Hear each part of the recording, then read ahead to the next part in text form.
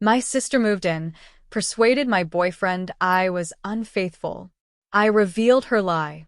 Can you even imagine inviting your own sister into your home, only for her to systematically dismantle your relationship, piece by agonizing piece, just to steal your boyfriend? My sister Megan did exactly that.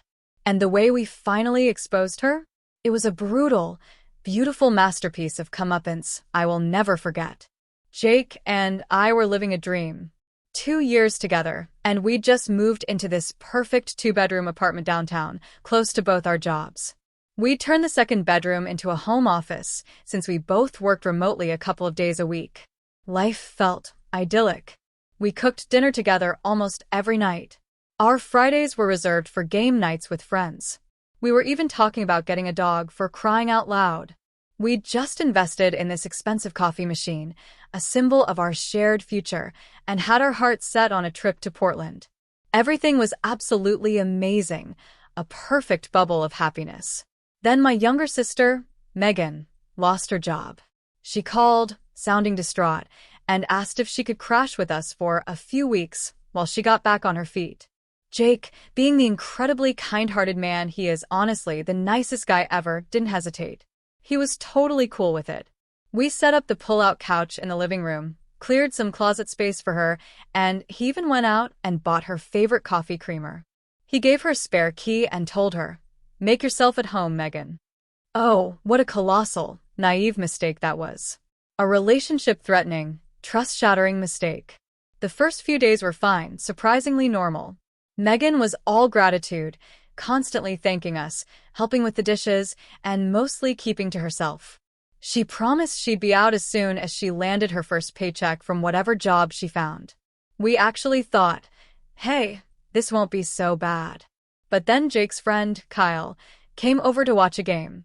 The second Megan saw Kyle, it was like watching a completely different person emerge. Her whole personality warped. She went from pajamas and a messy bun to full makeup, hair done, and a carefully chosen outfit in literally 10 minutes. She spent the entire game practically sitting on Kyle's lap, fake laughing at every single thing he said, constantly touching his arm. It was unsettling. And then Kyle, innocently, mentioned that Jake had just gotten promoted to regional manager at his company, complete with a massive pay raise. That's when it hit me. I saw it in her eyes. It was a dark, chilling certainty. Megan decided she deserved my life. The very next morning, the subtle sabotage began. "Why was my name home so late yesterday, Jake?" she'd ask innocently at breakfast. Except I hadn't been. I got home at 5:30 like always, and Jake knew this. She'd brush it off. "Oh, I must have mixed up the days."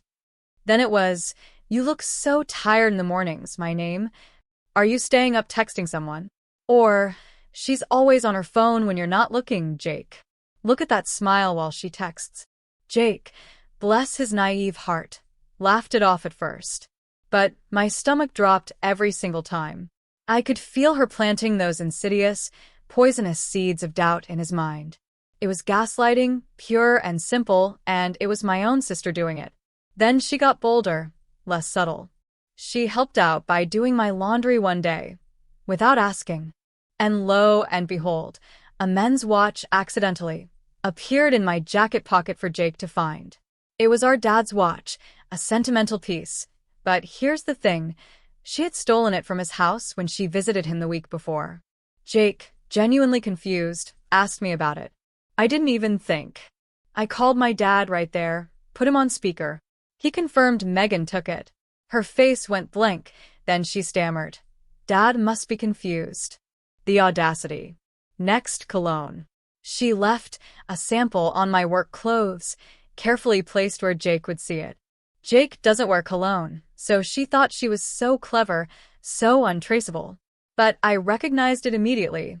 It was a sample she had grabbed from the mall when we went shopping together the week before.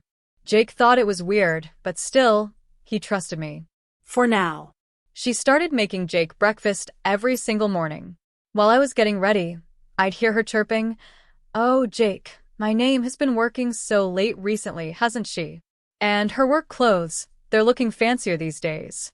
Trying to impress someone? All while serving him his favorite omelet and a fresh cup of coffee. My blood ran cold, but I couldn't confront her without sounding paranoid. Then came the Friday. I genuinely had to work late. A massive project, legitimate quarterly reports due Monday. Megan told Jake she saw me at a restaurant with some guy at lunch. She described him perfectly. Tall, blonde, blue eyes, expensive suit. She was describing my coworker, Brett, who, by the way, is openly gay and happily married with 2 kids. Jake, bless his loyal heart, actually called Brett to check. Brett's husband thought the whole thing was absolutely hilarious and, ironically, invited us to dinner that weekend so we could all laugh about it together. That was the turning point. That was the moment Jake's eyes were fully opened. He came to me that night, absolutely fuming. We sat there, going through everything. We compared notes on all her little lies. The watch, the cologne, the fake restaurant sightings, the comments about my phone usage, and then the gut punch. She'd been deleting texts from my mom on my phone so it would look like I was ignoring her when mom called, making me seem secretive. My heart ached with anger, a sick, churning rage. We made a decision, a difficult, almost cruel decision. We decided to let her think she was winning. It was brutal, but utterly necessary. Jake started acting distant with me whenever Megan was around. I'd pretend to hide my phone if she walked into the room. We staged whispered, heated arguments behind closed doors about trust and betrayal, knowing full well her ear was pressed against the wood, soaking it all in. One night, Jake even pretended to sleep on the pull-out couch. And get this, at 2 a.m., she actually came out in lingerie to comfort him. My blood boiled, a cold fury, but we held our breath, played our parts. Megan was eating it all up. She started bringing Jake special dinners, cooking elaborate meals just for him, while giving me leftovers, a smirk on her face. She even told him, in a hushed, conspiratorial tone, that she'd always had feelings for him, that she noticed him first before I swooped in, that they were meant to be together. Jake, the poor guy, almost threw up, he told me later, but somehow kept his face perfectly neutral. She actually had the gall to say I didn't deserve him, that I was selfish for working so much, that she would never neglect him like I did.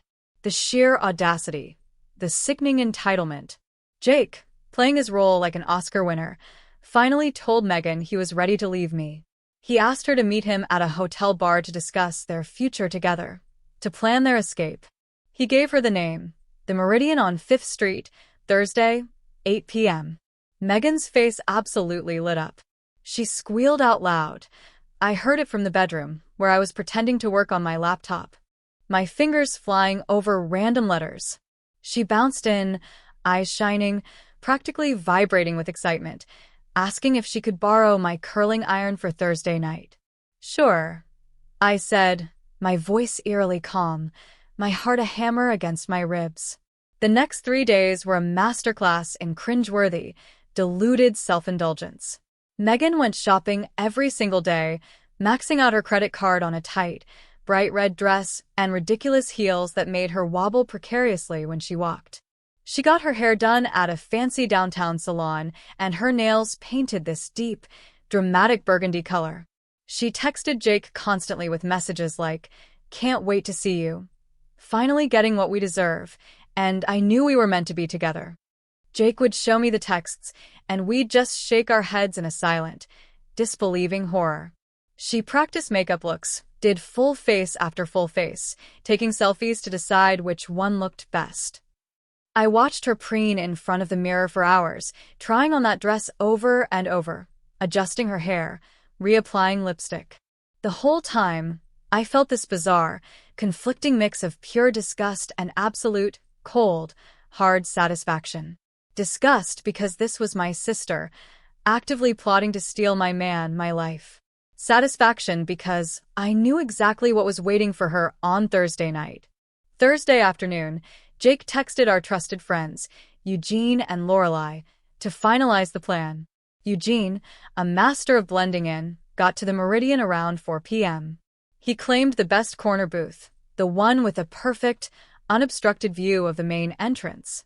He ordered a coffee and sat there, reading a book, looking like just some guy hanging out. Lorelai showed up around 6 o'clock, positioned herself casually at the bar with a glass of wine, pretending to be one of those solo drinkers you sometimes see. She had her phone out, ostensibly texting, but really, she was giving us live updates on the setup. Jake and I left our apartment at 7 p.m., giving Megan some flimsy excuse about going to his brother's place for dinner. She barely looked up from her meticulous makeup routine, too focused on getting ready for her big romantic evening.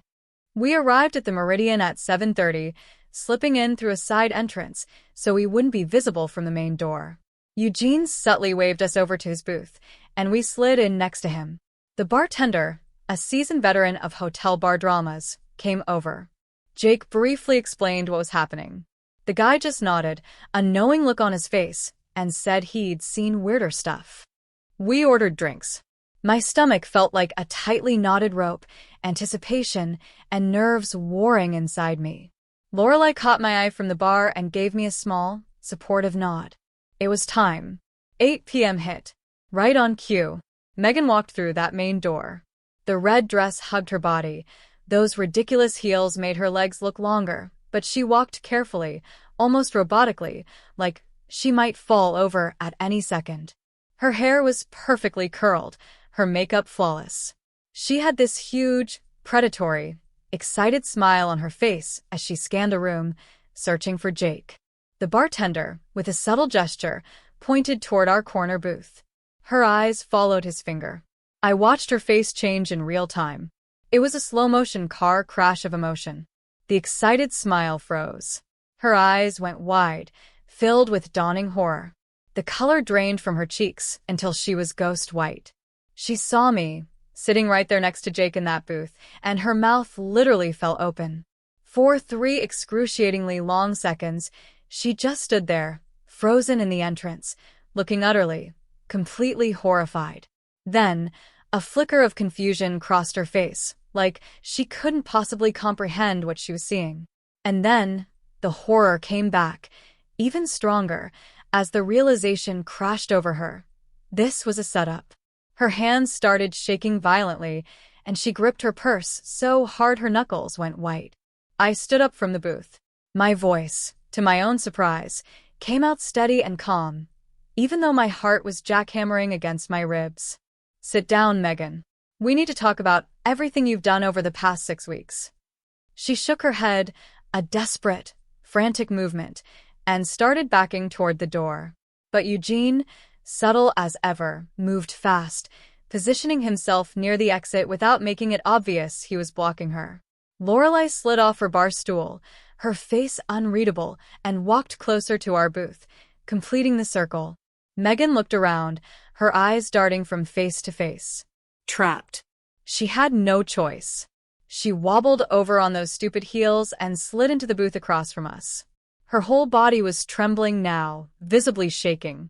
She kept opening her mouth and closing it, like she couldn't find any words. Finally, she stammered out, "This isn't what it looks like. I can explain, you have it all wrong." Her voice cracked on every single word. She wouldn't meet our eyes, staring numbly at the table. Jake pulled out his phone. He opened his notes app, which contained a meticulous, damning timeline. He started reading out loud, his voice flat, factual, chillingly calm, devoid of any emotion. October 15th, planted dad's stolen watch in jacket pocket.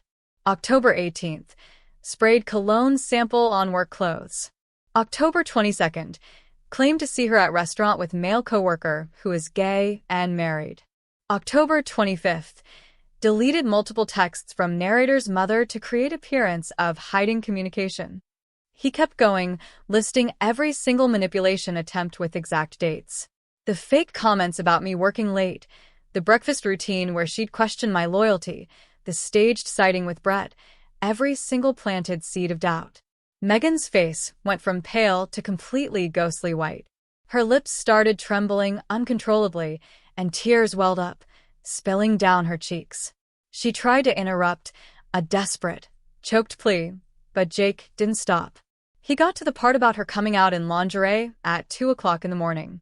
He read her own words, her confession that she'd always wanted him, that she noticed him first before I swooped in, that they were meant to be together. Megan started to cry for real then, gasping sobs, mascara streaming down her face, leaving black streaks. She looked at me, her eyes desperate, pleading. "I'm sorry," she whispered, her voice barely audible. "I didn't mean it." I was confused. I just stared back at her, my face a stone, my heart a block of ice. I leaned forward, my voice low and steady. "Megan," I said, "the worst part wasn't even the lying. It wasn't the manipulation, or the planted evidence, or the fake sightings. The worst part was that you looked me in the eye every single day while actively trying to destroy my relationship and steal my boyfriend. You are my sister. You lived in my home.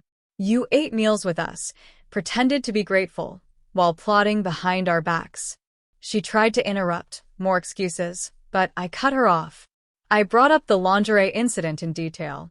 How she came out at 2 o'clock in the morning in basically nothing, trying to seduce my boyfriend while I was supposedly asleep in the next room.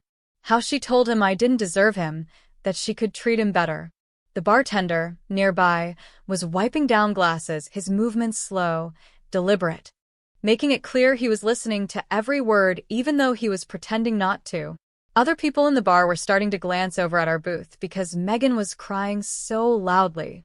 She put her face in her hands, her whole body shaking with violent sobs. Megan finally looked up, her face a mess of tears and streaky mascara. She tried to explain herself. "I just wanted to be happy like you," she whimpered. "I've always been so jealous of your relationship and your life.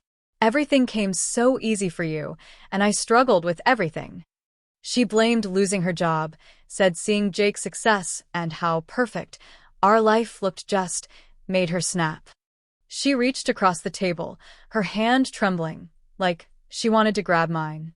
I pulled back sharply. "Being unhappy doesn't give you the right to sabotage other people, Megan. Jealousy doesn't excuse trying to destroy your own sister's relationship. Losing your job isn't a reason to become a manipulative liar who plants evidence and makes up stories." She kept crying, repeating that she knew that now, that she realized how wrong she was. But her words felt hollow, empty. She only realized it after getting caught. If we hadn't figured it out, she would have kept going. I knew it in my gut. Jake reached into his pocket. He pulled out $200 in cash, crisp bills, and placed it on the table between us. His voice was cold, final, unwavering. "Megan, you have until Sunday to get all your stuff out of our apartment. We are changing the locks on Monday morning. This cash is for a hotel room for a few nights until you figure out where to go next. You should never contact either of us again unless you are ready to genuinely apologize and get real help for your issues." Megan stared at the money, her hands shaking as she slowly picked it up. "Where am I supposed to go?" she whispered, her voice tiny. "What am I supposed to do? How could you just kick me out like this?" Jake didn't answer. He just looked at her with an expression that showed exactly how utterly, completely done he was with her games. There was no sympathy left in his eyes, only a profound weariness. "You can call our parents," I told her, my voice equally firm. "Or your friends. But you are not a responsibility anymore, Megan. Not after what you did. You made your choices, and now you have to deal with the results." Lorelai walked over from the bar, her face serious. She stood next to our booth and spoke directly to Megan. "I saw your weird behavior at their game night weeks ago, Megan. I thought something was off even then. You were all over Kyle, acting so strange." Eugene spoke up from his spot near the door, his arms crossed. "Jake told me everything. And any real sister wouldn't do what you did, Megan. Family doesn't try to destroy family like that." Megan sat there, exposed, surrounded by people who all knew what she'd done. She looked around at all of us, and something seemed to finally break inside her. She finally seemed to understand the gravity of the situation, that this wasn't something she could cry or manipulate her way out of. That she had actually destroyed her relationship with her sister, with us, and there were real, tangible consequences. Megan grabbed the cash, stuffing it into her purse. She slid out of the booth on those wobbly legs and ridiculous heels.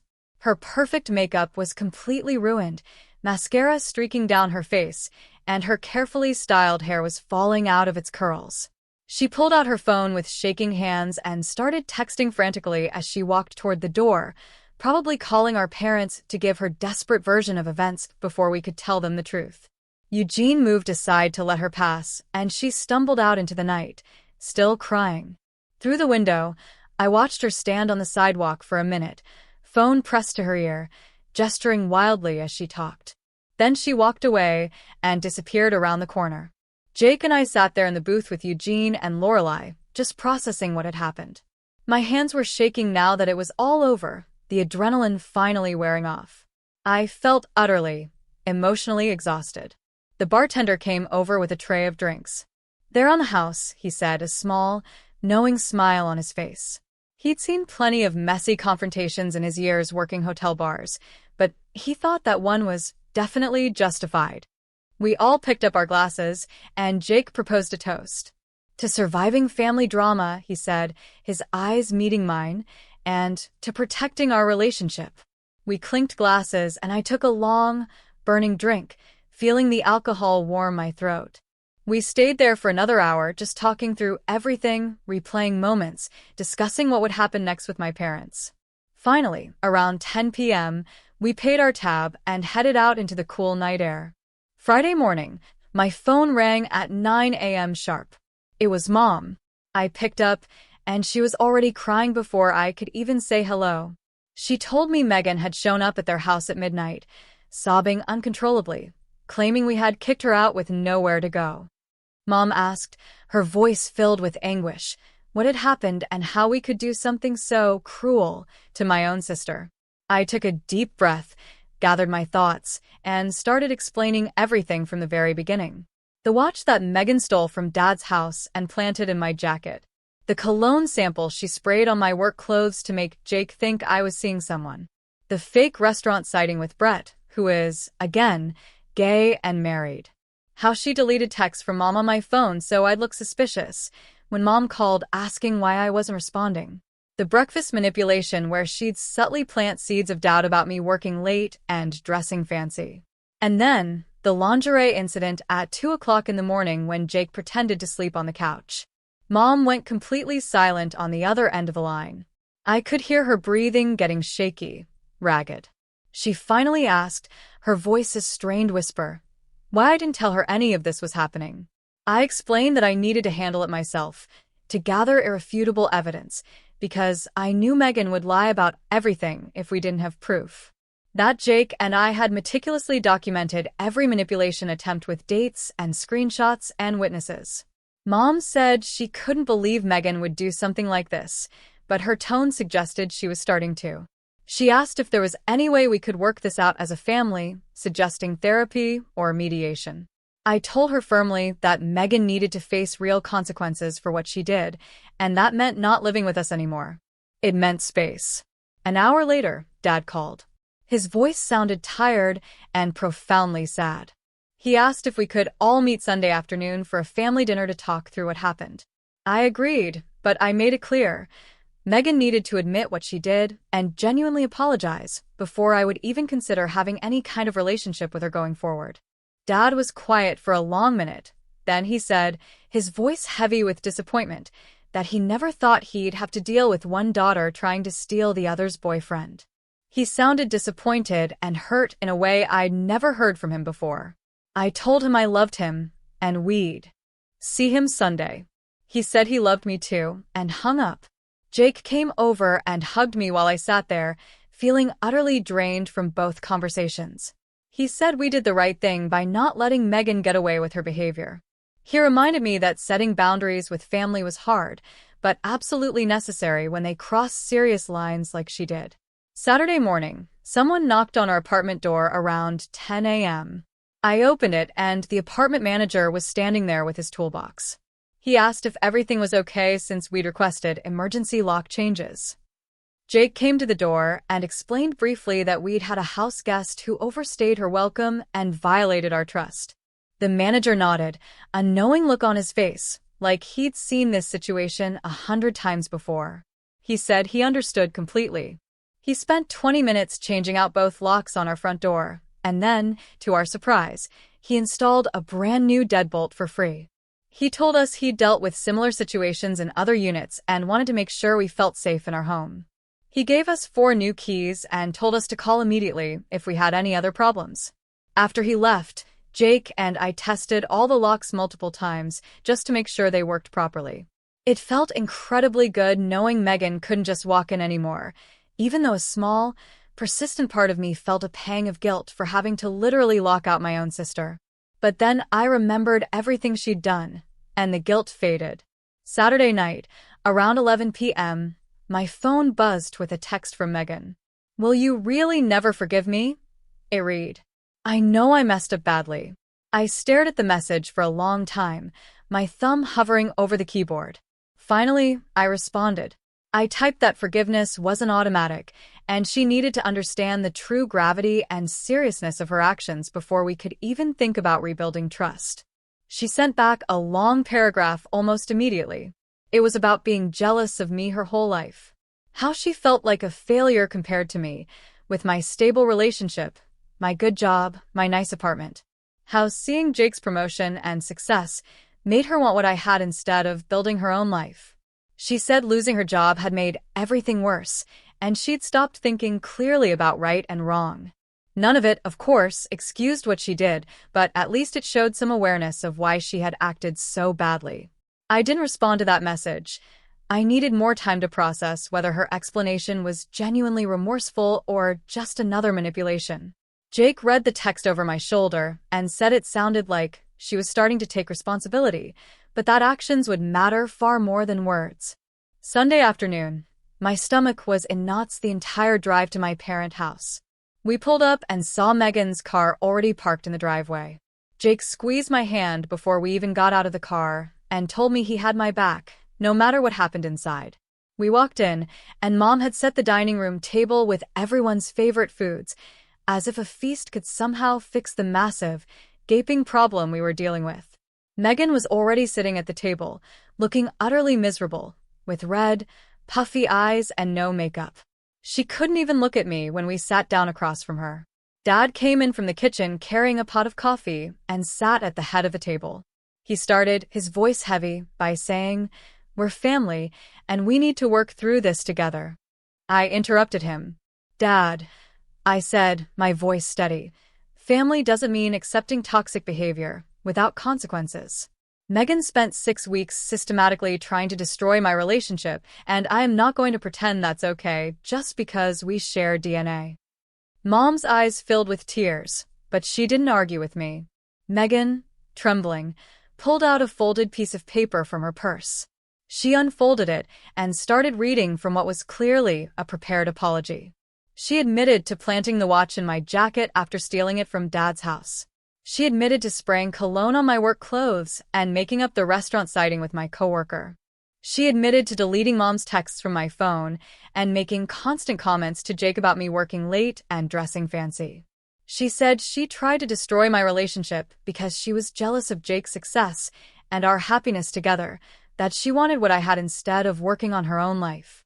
She said she was moving in with her friend Riley and starting therapy to work on her jealousy issues and boundary problems. The apology sounded genuine, and she was crying while reading it, but I wasn't ready to just forgive and forget after 6 weeks of calculated lies and insidious manipulation.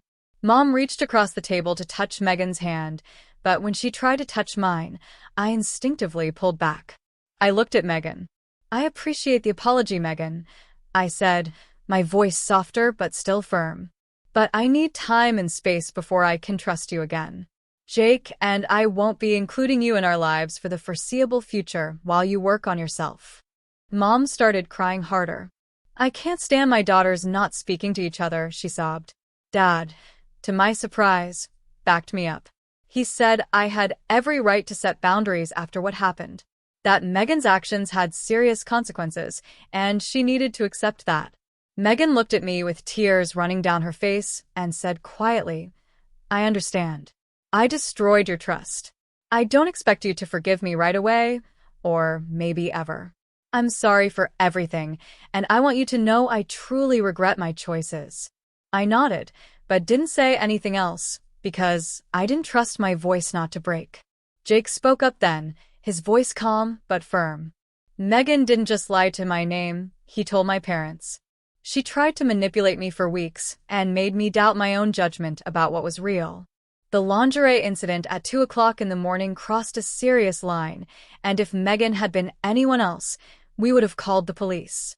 My parents both looked absolutely shocked and turned to stare at Megan. She apparently hadn't told them about that part of the story. Megan stared down at her plate, unable to deny it happened. Dad asked if that was true, and Megan nodded without looking up. Mom put her hand over her mouth and looked like she might be sick. Jake continued, I want you both to understand this wasn't just sister drama or a misunderstanding. Megan made calculated choices to try to break us up, so she could have me instead. The room went completely silent, except for Mom's quiet, heartbroken crying. We left my parents' house after 2 long, awkward, emotionally draining hours of conversation. The agreement was clear. Megan would stay away from us while she was in therapy. Maybe in 6 months, if she showed real, sustained change, we could revisit having some kind of limited relationship. Mom hugged me in the driveway, crying, and apologized for not seeing what Megan was doing. She said she should have noticed something was wrong, but she was so focused on Megan losing her job that she missed the bigger, darker picture. Dad walked Jake to the car and told him, his voice heavy, that he was glad I had someone loyal who stood by me through this mess. That not many guys would have handled it as well as Jake did. We drove home in silence, both of us emotionally exhausted from the whole afternoon. Jake ordered pizza for dinner because neither of us had the energy to cook after that family meeting. Monday morning, Jake and I woke up early and decided to deep clean the apartment together. We stripped all the bedding from the pull-out couch where Megan had been sleeping and threw it into the washing machine on the hottest setting imaginable. We rearranged the furniture in the living room, a deliberate, almost ritualistic act to erase any trace of her presence there. We moved the couch back to its original position against the wall and put our coffee table back where it belonged before she arrived.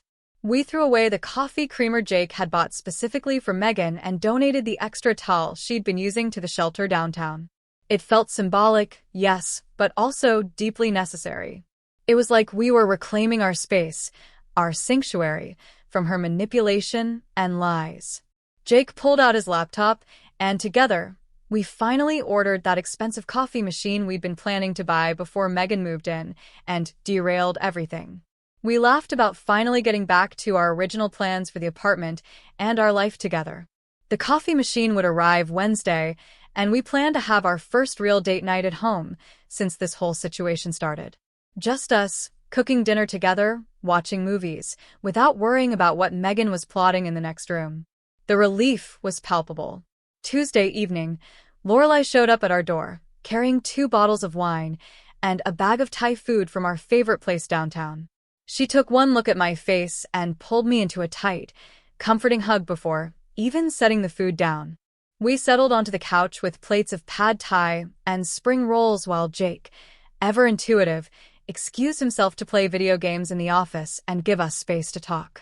I told her everything about Sunday dinner at my parents' house, how Megan read from her written apology and admitted to every manipulation, how Mom cried through the whole meal and Dad tried to mediate between us, how I set boundaries about needing time and space before considering any kind of relationship with Megan again. Lorelai squeezed my hand and said she was proud of me for not letting guilt push me into forgiving too quickly.